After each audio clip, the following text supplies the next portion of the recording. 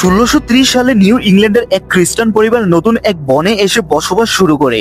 একদিন বড় মেয়ে থমাসিন তার ছোট ভাই স্যামুয়েলকে কুলে নিয়ে খেলছিল, কিন্তু মাত্র এক পলকে শিশুটি হাওয়ায় মিলে যায়। তবে এটা কোনো নেকড়ে ছিল না।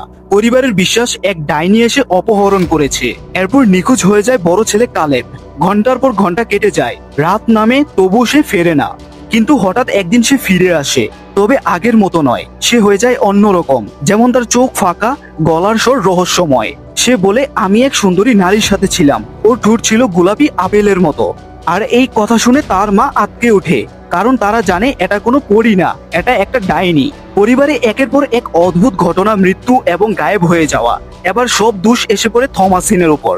তার মা চিৎকার করে ওঠে, বলে ওঠে, তুই ডাইনি, তুই আমাদের ধ্বংস করছিস। আর তা শুনে থমাসিন হতবাক হয়ে যায়। সে নির্দোষ নাকি সত্যি তার ভিতরে কিছু অজানা অন্ধকার লুকিয়ে আছে? আপনি কি মনে করেন, থমাসিন ছিল এক নির্দোষ মেয়ে নাকি সত্যি এক অভিশপ্ত ডাইনি?